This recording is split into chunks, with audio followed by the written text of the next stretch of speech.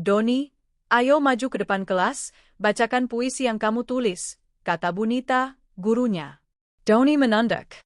Tangannya gemetar, wajahnya memerah. Semua teman menatapnya. Doni pasti malu lagi, bisik Benny sambil tertawa kecil.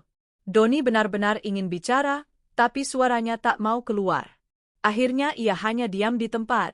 Sepulang sekolah, Doni berjalan pelan di tepi jalan. Ia menunduk, menendang batu kecil, sambil bergumam. Kenapa aku selalu takut, ya? Aku cuma ingin berani seperti teman-teman lain.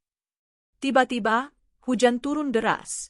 Doni berlari mencari tempat berteduh dan menemukan sebuah pohon besar di dekat lapangan. Di bawahnya, ada sepasang sepatu tua berwarna merah. Aneh, sepatu itu tidak basah sama sekali. Doni menatapnya penasaran.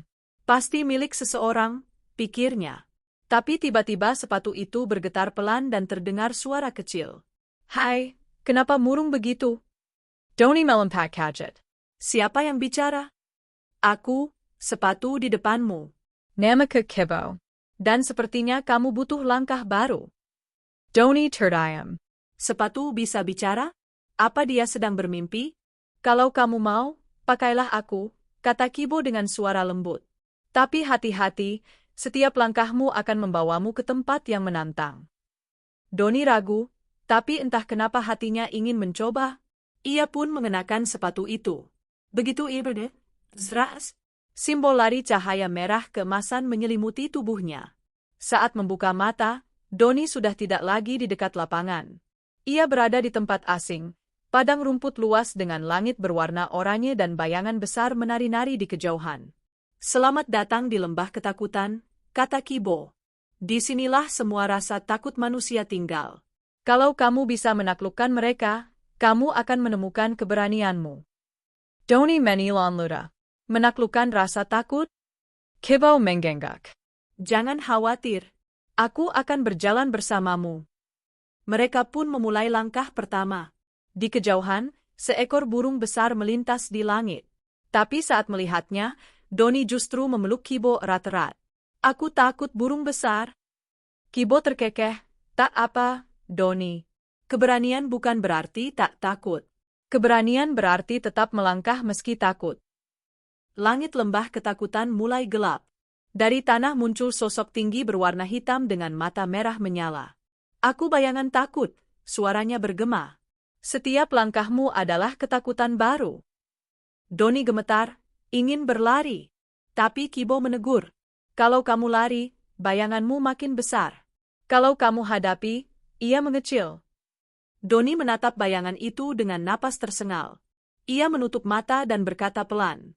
Aku takut, tapi aku tidak akan mundur. Tiba-tiba, cahaya dari sepatu Kibo bersinar terang.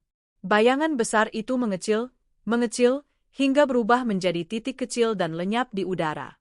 Kibo tersenyum. Itu langkah keberanian pertamamu. Doni tersenyum lemah, rasanya luar biasa. Aku masih takut, tapi aku senang aku tidak kabur. Mereka berjalan melewati hutan kabut. Di sana, Doni mendengar bisikan-bisikan aneh. Kamu tidak cukup pintar? Kamu pasti gagal? Untuk apa mencoba?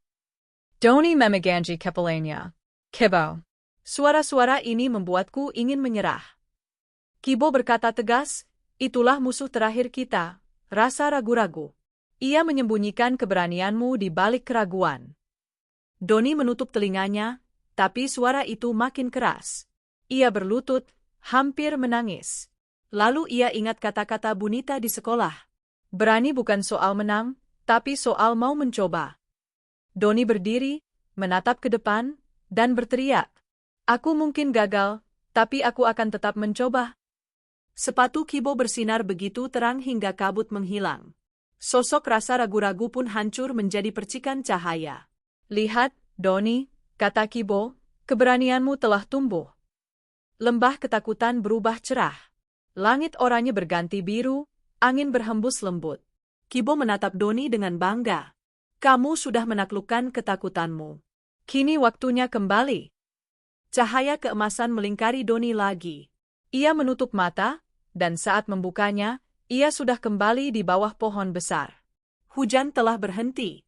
Burung-burung bernyanyi di kejauhan. Doni melihat sepatunya, masih sepatu merah yang sama. Tapi kini ia merasa berbeda.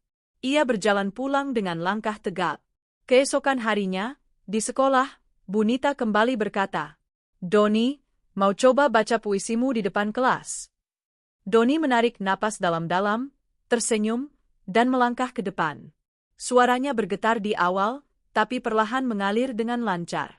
Semua teman bertepuk tangan. Doni menunduk dan tersenyum kecil.